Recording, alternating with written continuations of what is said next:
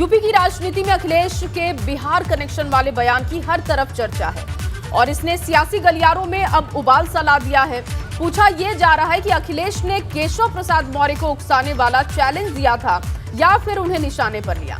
इन दोनों के बीच एक तीसरी गुंजाइश भी तलाशी जा रही है। चर्चा इस बात की है कि अखिलेश ने 2024 तक का एजेंडा तय कर लिया है और वो भाजपा में हलचल मचाने के लिए बयानों के ऐसे तीर आगे भी दागते रहेंगे। रिपोर्ट देखिए।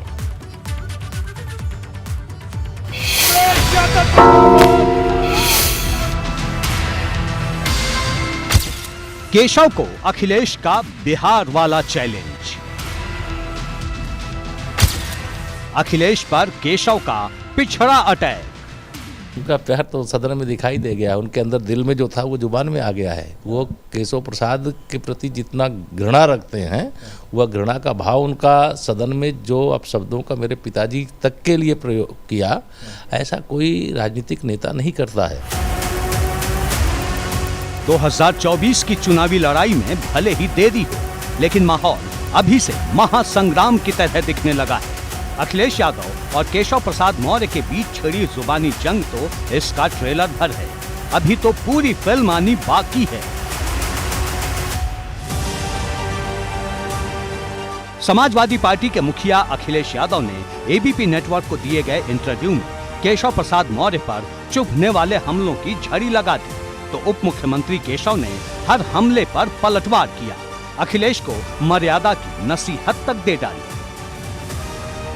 नेता प्रतिपक्ष हैं, पूर्व मुख्यमंत्री हैं, पूर्व सांसद हैं, और जितना आधारहीन, जितने तथ्यहीन, जितने बचकाना शब्दों का प्रयोग, जैसे कोई एक मतलब सड़क में घूमने वाला कोई ऐसा व्यक्ति हो जिसको शब्दों की मर्यादा का ज्ञान न हो, ऐसी भाषा का प्रयोग उन्होंने विधानसभा के अंदर किया था।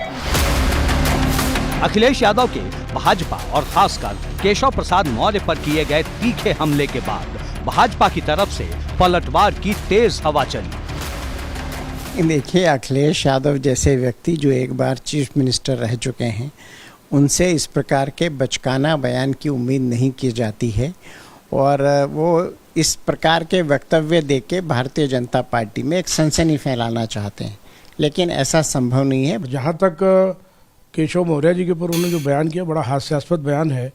केशव मौर्य जी की रग रग भाजपा में समाई है। विश्व हिंदू परिषद से शुरू करके भारतीय जनता पार्टी में आए, हमारे सांसद रहे, प्रदेश के अध्यक्ष रहे, प्रदेश के मुख्यमंत्री रहे, वहाँ से सम्मानित विधायक रहे। ऐसे व्यक्ति के ऊपर इस प्रकार के कीचड़ उछालना, मैं तो समझता हूँ ये बचपना नहीं तो और क्या हो सकता है। ये पहली बार नहीं है कि अखिलेश यादव ने केशव प्रसाद मौर्य को सीधे निशाने पर लिया हो। ये पहली बार नहीं है जब अखिलेश यादव ने केशव प्रसाद मौर्य पर पिछड़ों की राजनीति को लेकर तंज किया, और ये पहली बार नहीं जब अखिलेश ने केशव प्रसाद मौर्य को कमजोर आदमी बताया। लेकिन ये पहली बार है जब उन्होंने केशव प्रसाद मौर्य को भाजपा के विधायकों को तोड़ने का चैलेंज दिया। ये पहली बार है जब अखिलेश यादव ने केशव प्रसाद मौर्य को बिहार फॉर्मूले की याद दिलाई हो, और वो भी तब जबकि बिहार के सीएम नीतीश कुमार ने कह दिया हो कि अखिलेश यूपी का आगे नेतृत्व करेंगे। अखिलेश जी का भी महत्वपूर्ण योगदान, बड़ा स्टेट है यूपी। बहुत अच्छा, बहुत अच्छा। क्या चर्चा है ऐसा सब यूपी का आगे और नेतृत्व करेंगे। सियासत में किस बयान की जड़ कहां है, ऐसे तलाशना किसी चुनौती से कम नहीं, लेकिन संकेत बहुत कुछ बयां कर देते हैं। पिछड़ों की राजनीति के बड़े धुरंधर बिहार के मुख्यमंत्री नीतीश कुमार का मुलायम सिंह यादव और अखिलेश यादव के साथ 45 मिनट की मुलाकात, और इसके साथ ही अखिलेश का नया ओबीसी कार्ड चलना, ये इशारा देने को काफी है कि यूपी से जुड़े इन बयानों का वास्ता सीधे सीधे राष्ट्रीय राजनीति से है, जहां लालू, नीतीश और मुलायम की पार्टी एक साथ खड़ी नजर आ रही है, और पिछड़ों की राजनीति का पुराना मंडल समूह एक बार फिर सुपर एक्टिव हो चुका है। तभी तो यूपी की सियासत में अखिलेश ने बिहार फॉर्मूले की चर्चा कर माहौल गर्मा दिया है। आज भी ले हैं 100 विधायक। अरे बिहार से उदाहरण लें ना, वो जो बिहार में हुआ वो यूपी में क्यों नहीं करते हैं? अखिलेश के भाजपा और केशव प्रसाद मौर्य पर हमले के लिए चले गए चैलेंजर कार्ड के बाद अब ये चर्चा भी गर्म है कि क्या भाजपा के खिलाफ नीतीश की अगुवाई में राष्ट्रीय स्तर पर तैयार हो रहे नए मोर्चे के सेंटर में ओबीसी कार्ड की सियासत होगी। एबीपी गंगा के लिए दिल्ली से अविनाश तिवारी के साथ लखनऊ से वीरेश पांडे के लिए।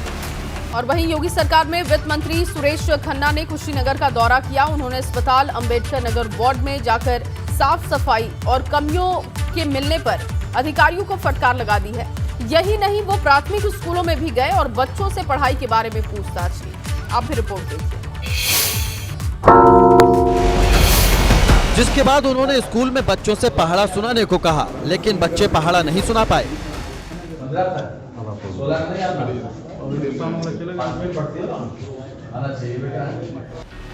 वित्त मंत्री सुरेश खन्ना यही नहीं रुके, उन्होंने बच्चों से पेड़ों के नाम के साथ ही कई सवाल किए।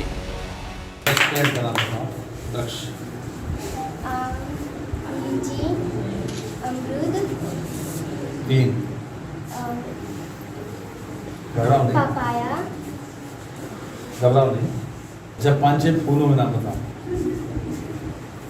गुलाब, कमल, अड़हुल, गेंदा, चमेली, 4, चंपा, 5, 1। ठीक, शाबाश, बहुत अच्छा। बच्चों को पहाड़ा और पेड़ों के नाम याद ना होने पर उन्होंने वहां मौजूद शिक्षकों को फटकार भी लगाई। थोड़ा ध्यान देखिए, बच्चा 4-5 घंटे आपके साथ रहता है और 19 घंटे 18 घंटे घर पर रहता है, तो उसको तो ज़्यादातर घर का माहौल ही बेहतर बना सकता है। जो कुछ भी स्कूल में पढ़ाया जाए उसका स्कूल का दौरा करने से पहले वो जिला अस्पताल पहुंचे और वहां गंदगी देखकर भड़क उठे। उन्होंने मौके पर ही मुख्य चिकित्सा अधिकारी को फटकार लगाई। मेंटेनेंस का कितना पैसा मिलता है? मार्च में आता है, सब मार्च में तो आया होगा। कितना पैसा आया? तो फिर प्रोटीन नहीं हो सकती, ये तो बेसिक जरूरत है। प्रोटीन नहीं ठीक होने की विस्तार करवा देंगे। वित्त मंत्री सुरेश खन्ना ने अस्पताल में मरीजों से भी बातचीत की और किसी भी तरह की समस्या को बताने को कहा।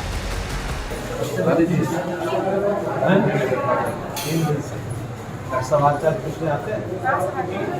जी हाँ। दवाई कहाँ से ले रहे हैं? दवा कहाँ से ले रहे हैं? यहीं से? अस्पताल के मेडिकल स्टोर से, बाहर से? नहीं, अस्पताल।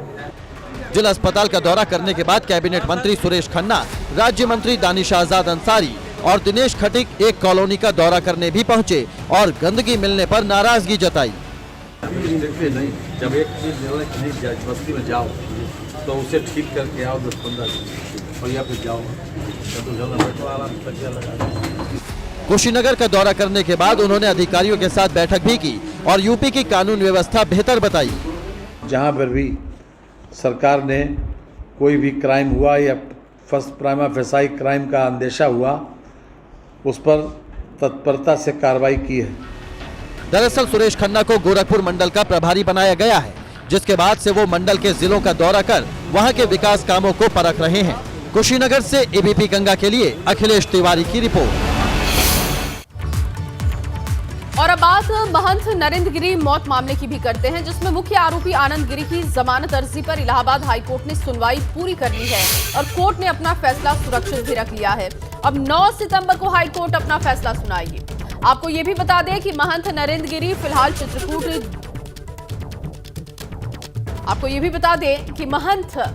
आनंद गिरी फिलहाल चित्रकूट जेल में बंद हैं और 20 सितंबर 2021 को फांसी के फंदे पर लटके महंत नरेंद्र गिरी पाए गए थे और इस घटना के कुछ घंटों के बाद ही आनंद गिरी की हरिद्वार से गिरफ्तारी की गई थी।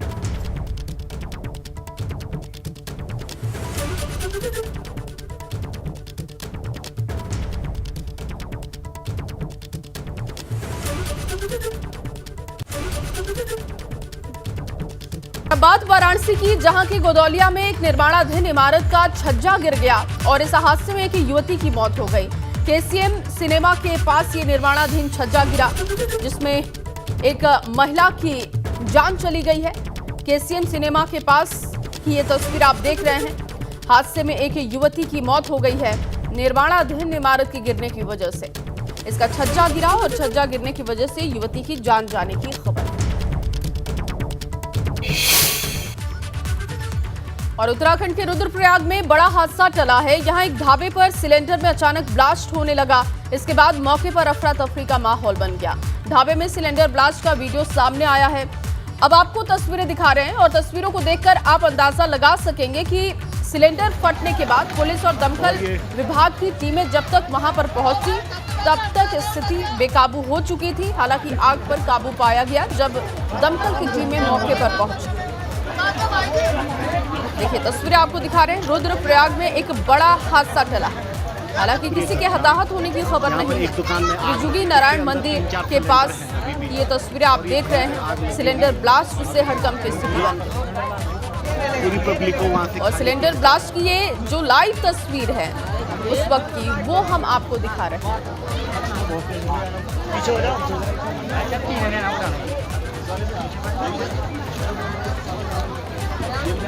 ये फायर ब्रिगेड से एक सिलेंडर आता हुआ आग बुझाता हुआ।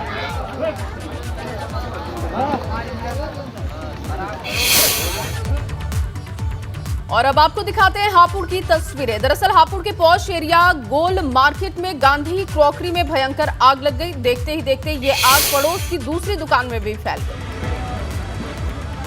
और देखिए आगजनी की एक और तस्वीर आपको दिखा रहे हैं। हापुड़ की ये तस्वीरें हैं। इससे पहले रुद्रप्रयाग की आप तस्वीर देख रहे थे। सिलेंडर ब्लास्ट की वजह से एक बड़ा हादसा हालांकि टल गया, लेकिन अब देखिए तस्वीर जो आप देख रहे हैं क्रॉकरी की दुकान ये बताई जा रही है जिसमें आग लगी। आग किस वजह से लगी इसकी जानकारी नहीं है, लेकिन काफी नुकसान हुआ है दुकानदार को। हापुड़ की ये तस्वीर आप देख रहे हैं। दमकल की टीमें मौके पर पहुंची और काफी मशक्कत के बाद आग पर काबू पाया।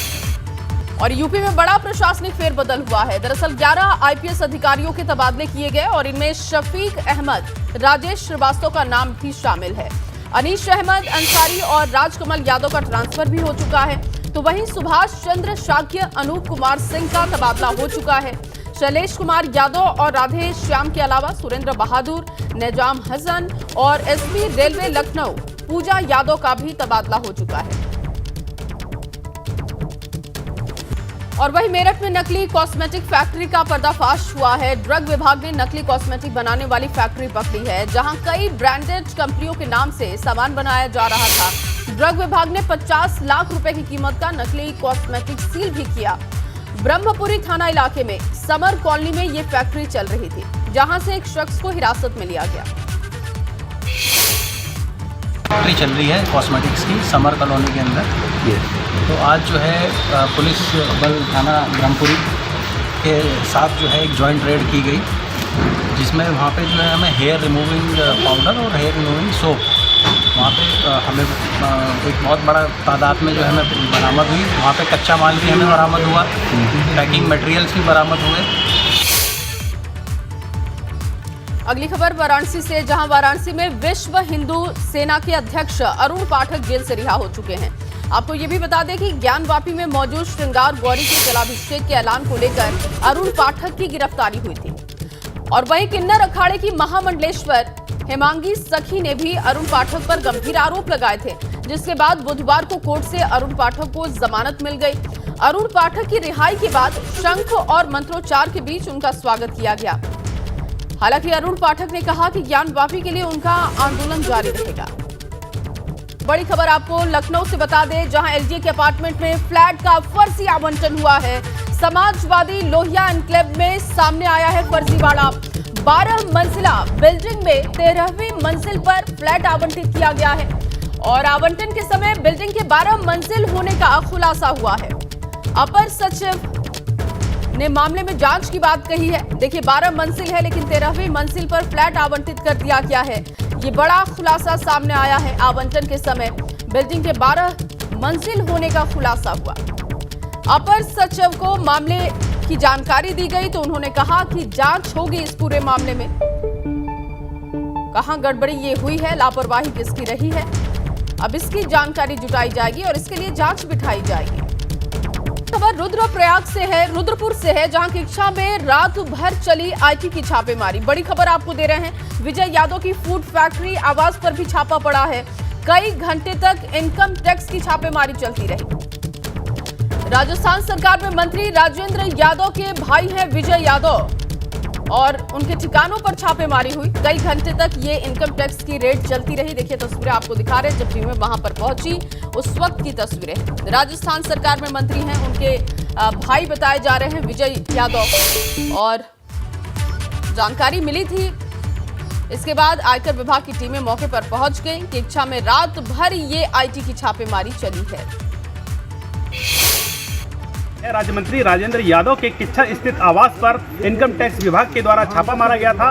ये छापा 15 घंटे से ज़्यादा हो गया है जो छापेमारी कार्रवाई की जा रही है। आप देख सकते हैं मैं इस समय राजेंद्र यादव के जो आवास है वहाँ पर मौजूद हूँ, जहाँ पर इनकम टैक्स विभाग के द्वारा छापेमारी कार्रवाई अभी भी जारी है। 15 घंटे से अधिक समय बीत जाने के बाद भी अभी तक कार्रवाई जारी है। इसके लिए सुरक्षा कर्मियों और जो ड्राइवर हैं और जो कर्मचारी हैं उनके रहने के लिए पूरी तरीके से व्यवस्था यहाँ कराई जा रही है।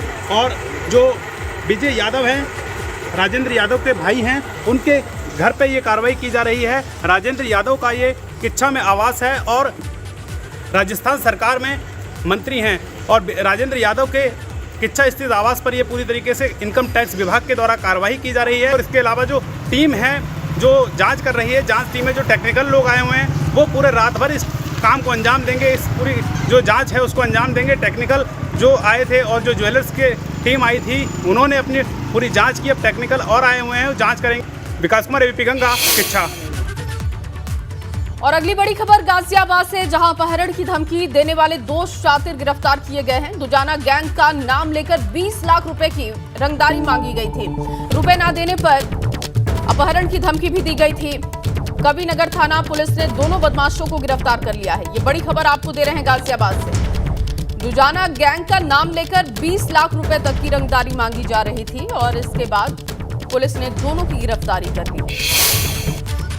और मेरठ में पुलिस ने नशे के सौदागरों का एक बड़ा नेटवर्क पकड़ा है। पुलिस ने गिरफ्तार तस्करों से 50 लाख रुपए की स्मैक भी बरामद की है। ये बड़ी जानकारी आपको इस वक्त दे रहे हैं मेरठ से। और बताया ये जा रहा है कि इनका नेटवर्क दिल्ली और यूपी के कई शहरों तक फैला था और पुलिस ने गिरफ्तार तस्करों के पास से 912 ग्राम स्मैक, 1,60,000 रुपए और कुछ गहने भी इनसे बरामद किए हैं।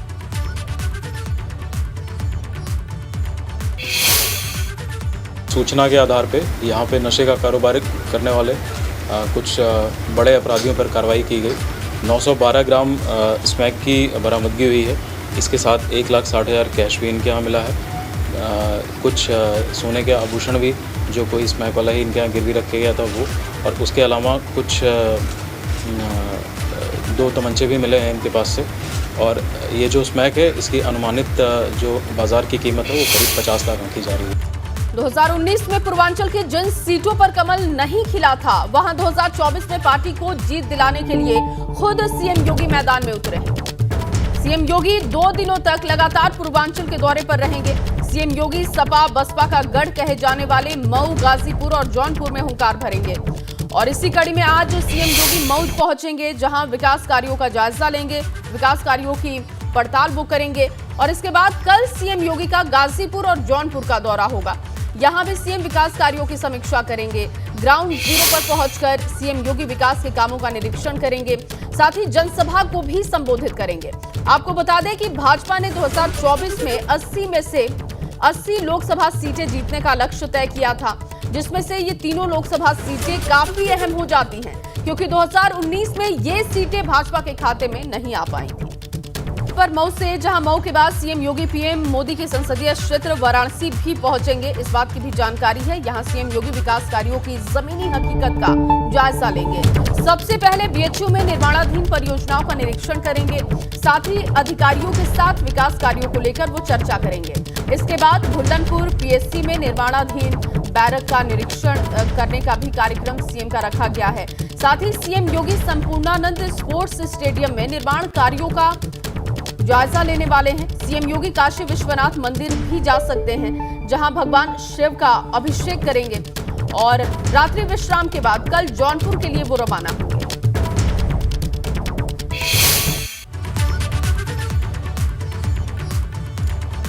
काशी विश्वनाथ मंदिर भी पहुंच सकते हैं सीएम। भुल्लनपुर पीएससी में निर्माणाधीन बैरक का जायजा लेंगे और देखिए बताया जा रहा है कि वाराणसी भी पहुंचने का कार्यक्रम है सीएम का।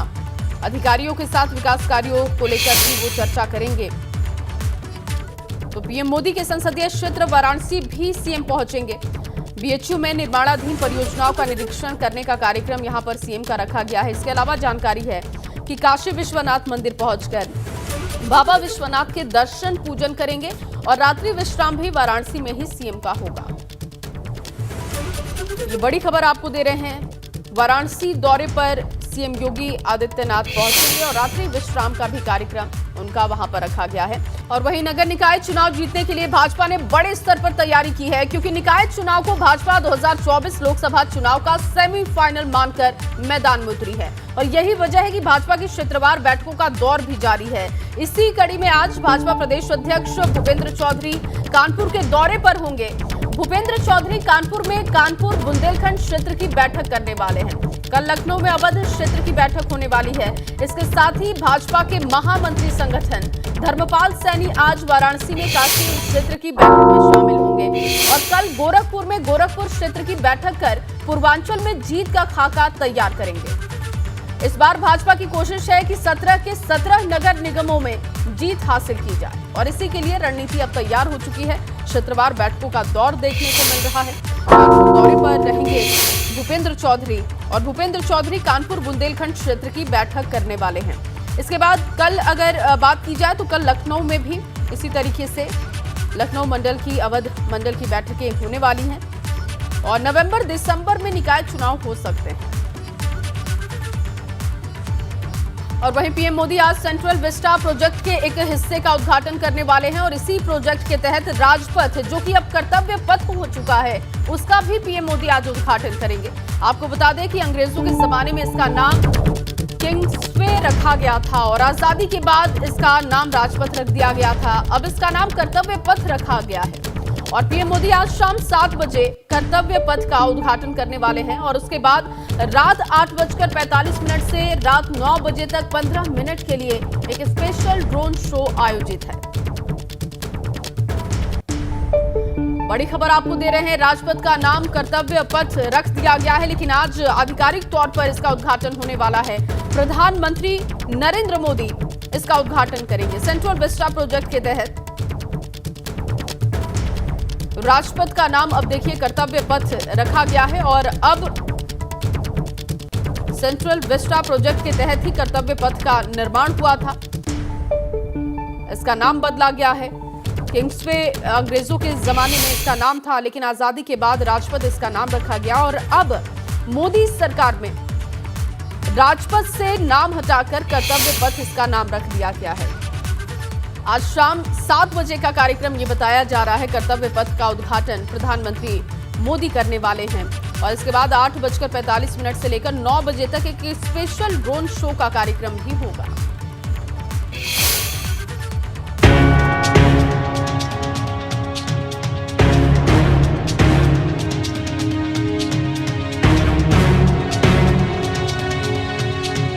राजपथ हुआ इतिहास, कर्तव्य पथ पर होगी आने वाले कल की बात।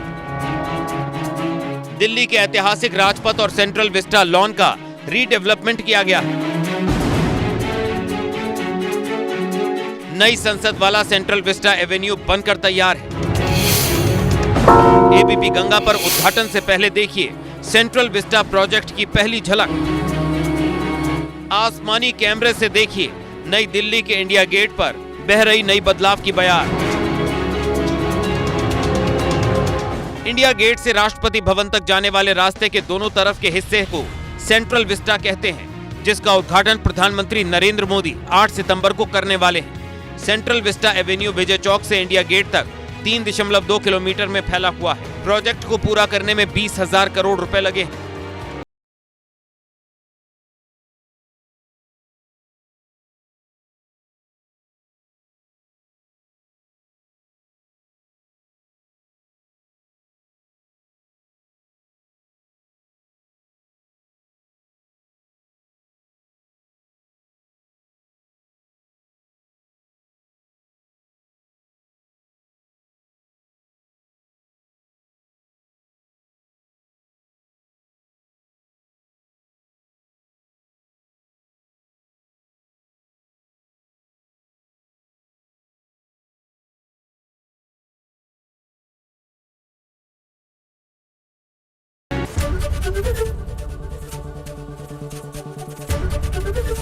एबीपी गंगा, खबर आपकी, जुबान आपकी।